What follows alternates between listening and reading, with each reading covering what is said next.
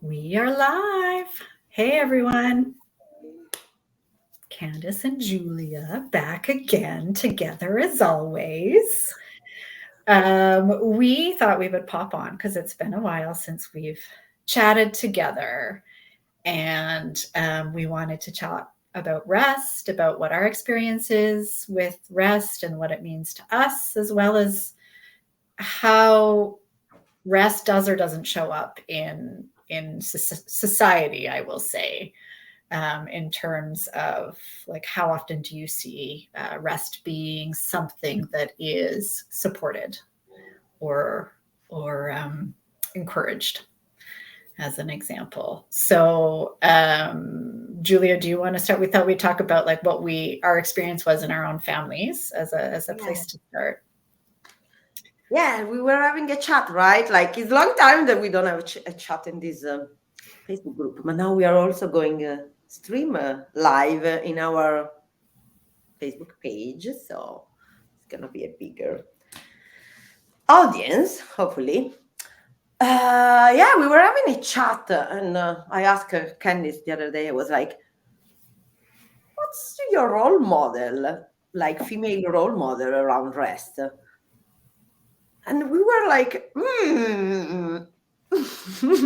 were kind of, oops, this is not really an easy question, right? Like, so Mm-hmm. I was reflecting the other day and I wrote a bunch of things because I think that there is a kind of, the layer was why there is so much guilt and shame around rest. So I was just having, when you go layers by layers and try to go from a question to another. And I was like, well, what about when I was a kid? Who was resting my family? Who was resting? And I start to remember my mom and my grandma, that they were like the big, like the two women that actually grew me up. And I was like, wow, they were never rest. Like they would never take a break because they were always like taking care of us, like, and there was always a need for caring for others. And I was like, wow, this maybe influenced my embodiment around rest, right? I was like, this is so interesting because I mean, how many women as me and like have experienced this, like, and we don't maybe think about how much we embody a way to be from our ancestors, and in particular to the female that grew up us, and what the message was. The message was that you can rest because you have to care for others, and they actually rest. That is never time for rest because there is always something to do that is better than taking care of yourself in a certain sense. So yes, so I was like, this is a quite an interesting question, because now I'm very curious about other women, what they have to, what's the answer to this question. What's your role model, female role model around rest? Yes, that's a great question because I have been racking my brain as well. And I don't have a solid answer. I mean, we talked about, I don't know, this movie I once watched where there was a woman who was like very focused on like play and pleasure, but not necessarily rest. And my experience growing up, my mother was also constantly busy doing things and taking care. And if it wasn't us, it was housework or schoolwork or work. And my father too was, if it wasn't his job, it was, now I'm going to go out in the yard and mow the lawn or go for a bike ride, or always doing. So there was not very much downtime or stillness growing up, other than when we were sick, which is, as a suggestion, not a great time to, don't wait until you're sick. Don't wait until you're sick to rest. Right. It's not restful. You're feeling terrible. how pleasurable is downtime when you're sick? But a lot of us wait, right? I mean, we have sick days at work that are meant to be taken. You're only allowed to take time off of work if you're sick, right? That's sort of the motto. Um, the other thing I was pondering was around this. I mean, we have this idea of this endless productivity, and it made me think of this book that I read called Fast Food Nation, which I read many years ago. But it had me thinking, because in the book they also talk about like how the convenience and how the fastness of food and that revolution permeated society, so that the immediacy of things was so different. So before, there was like the slow food and home cooked, and there wasn't a lot of like fast food per se. And so the convenience of having everything at our fingertips became our cultural norm, at least in North America. Yeah. Yeah. And that has influenced a lot of how we do things, at least here, in terms of having everything be so urgent and so immediate, and it has to be now, and it has to be quick, and I have to do all these things. And so that, again, like, where's the slowness and the ease and the pleasure of taking your time? And I see here somebody saying, yeah, raising my children, I was always busy, never sat down, always had to do something, still this day. Yeah. Yes. Yeah, we can relate. And also it's like, as you say about this woman is saying, like, do I have to be sick to take some rest? Can be like, because at the end, it's why we say we have to relearn how to rest, and it's a skill. Because if we have to think that it is gonna come naturally, or it's gonna come exactly, no, I rest because I'm sick. I rest because I collapse. What if we rest while we have a good day, while we do other things, while we eat, maybe while we took a direction or take a direction that it's working? Like, we can rest while our life go on. Because if we think, I don't think that the recipe can be, I rest because I'm almost dying, or I have to just go into this full mode, go, go, go, go, go, go, go, go, go. And then at a certain point, eventually, because I am at the broken point, I'm gonna rest. So, and it's a journey. Like, it's not gonna come from a day to another. It's been a journey for me and you, Kandis, isn't it? Yes. We are there, Like, we still are in this journey. We still are. Yes. Yes. And I mean, at least we have we have each other to say. Yeah, and also, like, we learn a lot of skills to help us, and now we can also help others. But I mean, still, we're not perfect. I mean, not perfection at the end, but yes. Yeah, yeah, and I will say that why are we so driven to keep busy? So part of that is our cultural beliefs around productivity and worthiness, and how those two things are really enmeshed together, which is not true. So, and there's a ton of research also on quote unquote productivity, and most of us are only productive for a certain amount of hours in the day. So why do we feel like we need to fill that? You know, most of us do our best work for anywhere from 3 to 4 hours a day. And then the rest we're filling with nonsense because we think we have to work 9 to 5 or longer. Or if I'm not doing so much work in some area, that I'm not valued.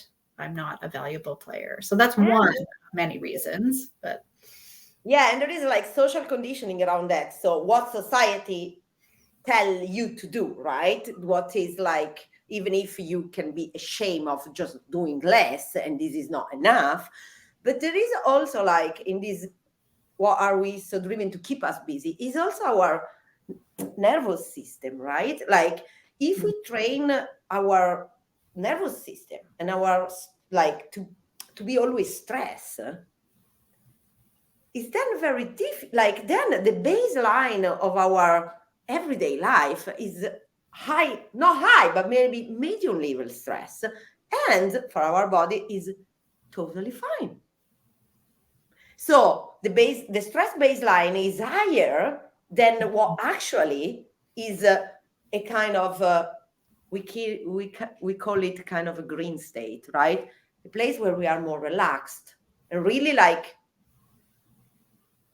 able to take direction from a place of relaxation, so rest and digest, where our nervous system is not Yes. ready to run, right? Yes. So, Yeah. I mean, that's a good point. We kind of habituate ourselves to being in a constant higher state of stress. So that feels quote unquote normal to us. But it's yeah, like when we do have those moments where we can come down a little bit, it's like, oh, what is this? And it feels so weird and maybe even uncomfortable because it's like, I don't know what is this restful way of being? So part of it is learning, as Julia said, how do we allow ourselves and allow our nervous systems to come down enough? And there's lots of reasons why that's important as well in terms of your own health. So from a clinical perspective, we want our nervous systems to come back into rest and digest, into the relaxed mode, because that is where restoration occurs. That's where our bodies can start to heal. That's where we learn kind of more problem-solving skills. That's where our creativity comes back. It's restoration from body, mind, and soul to be not only relaxed but deeply restful. yeah. I see here somebody saying it can also be that being driven, you want to please everybody. Yes, people pleasing. Oh my God, yes. Huge. Good catch. Yes. Mm-hmm. Absolutely, yes. Yeah. And then there's the busyness. I know, and that second part of that is to keep busy, to kind of busy to avoid feeling your own feelings, that something's missing within yourself. So you're kind of looking outwards instead of internally, because sometimes it's really freaking hard to look inside if we feel that we're broken in some way.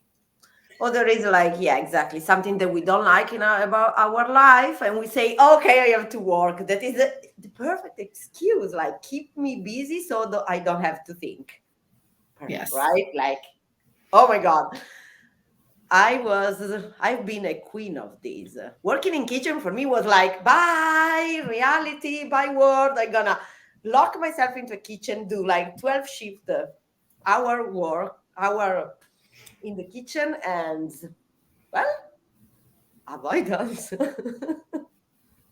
No, but I mean, that is not me. Like, this is a huge topic. Like, we are all into this. Like, busyness is also avoidance. Mm-hmm. Right? And it can manifest in different ways. Now, I was just joking about myself. Mm-hmm.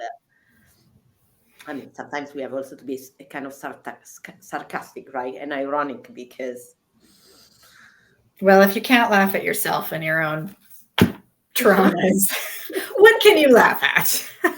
So, but I mean, I can say that I'm a board certified people pleaser. I'm an avoider. I'm all of those things. But I think for me, it's been a few years now that we've been on this journey. Well, Giulia and I've been on this journey together. And then even prior to that, I mean, I had this constant feeling of walking through a fog, and my body felt heavy and everything felt so draining. And I'd kind of lost the sense of purpose and meaning. And when I think the pain for me just got to be too much. And I was like, okay, something's got to shift, because this is no way to live. But finding, ways to set up boundaries, ways to recognize what my body needs, and ways to rest. Like, it really, for me, was, I think, in some ways, soul-saving or life-saving, in that it allowed me to stop and to rest and to take stock of my life, and what do I actually want, and what do I want to be doing, and how do I want to be showing up for my family. And that fog finally went away, and the like meaning and the purpose came back, and the joie de vivre, all of that stuff. But it took a long time, and it's still a work in progress of trying Oh, to balance that, you know, the work time, the family time, the downtime, time for me, time with doing social stuff. and So, the dream time, right? and the dream time, yeah, sleep, sleep, Yeah. yeah, Sleep, yes, another like huge topic, but yeah. yeah. So this is many reason why we comes from our story. So comes from a real me and Kandis, we noticed that there is so much need for just learning how to slow down, but not like coming from like busyness to I'm gonna go to a retreat for a week, because this is not sustainable. Like how we can actually do sustainable rest, like because we surf difficulties, like life is complicated, so we have to integrate rest in our life, and we can just, I don't know, bypassing our life and go to rest, because this is not what every what women want. Like we want still have our life and do our things and achieve our goals. So but we have to integrating rest, we can be more impactful, we can just actually be better human, better women, work better, do things better, like love people better. So these are all the reasons why we came to design this course that we're gonna learn, that is gonna start in the 4th of October. Embrace rest for an impactful life. Yes. Mm-hmm. Yeah, it's one of the things that I see, and I think I see clinically in my naturopathic practice, that is the thing that is missing the most, is finding ways to implement downtime and rest, and to set up kind of the things you need to still be a productive human in society, but for it not to feel so draining and so hard and so fatiguing. So the goal is not for you to go live in a cave or live permanently on a cruise ship. It's really like, how do we in the day to day find ways to build in ease and to build in rest, and to, you And know, we're gonna blend together, no? All our expertise. You as a naturopath with tons of years, like about expertise about hormonal shifting you in women and sleep, supporting people with sleep problem. I have all this expertise about food and how food can be really soothing and and joyful, right? Like joyful you've and got that whole, pleasurable, and how yes. this is important. And then there is all the embodiment and somatic practice that me and Kandis, we share the journey together. So this is really what's also we bring it together into this course. Mm-hmm. Yeah, different flavor, but on the same. On the same, yes, which is why it's so great to have different backgrounds in this way, because we bring Yeah. different perspectives, um, and then some of the similar training, which is great. And Because so, at the end also, no, rest is unique for everyone. Like the mhm, formula is your formula. Like we are just here to support you find your formula. It's not like a recipe that is the same for everyone, right? Like, but we help you map what is really rest for me. What I need to develop, what I need to just came out with to support myself. exactly, yes, and that is the sacred laziness. Yes.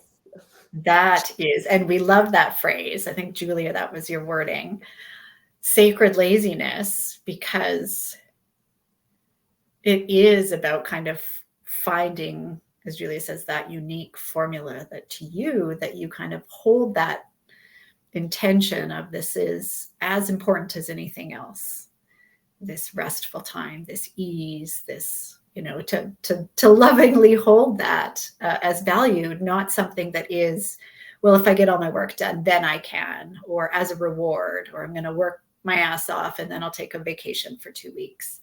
It's the holding that space in the day to day. Where can I carve out little pieces of maybe a minute, maybe two? How do I improve my sleep? Like all of that stuff. So, but there is a quality of it that is like profoundly deep and meaningful. And it's amazing what comes out from the women that we work with on this topic. It's pretty special, I would say. Yeah, precious. Yes. Mm-hmm. All right. I think that's for today. Yes, we've been talking long enough. If you would like to join our course, the Embracing Rest for an Impactful Life, we'll put in the link below on our profiles. You can reach out to either of us for more information. And what I will say is that it is a great opportunity for you to start the process of taking time for yourself, of doing kind of a revolutionary act of self-care. It is definitely, and it's at a nice, easeful pace. This is not a way to push you. It's a way to kind of get you to start thinking about these things and design your life the way you want it. Yeah. All right. Anything else? I think that's it. No, that's it. All right. So long, folks. Any other questions, please reach out and we will be happy to answer any questions. Have a nice day. Nice day, evening, morning, wherever you're at in the world. All right. Bye.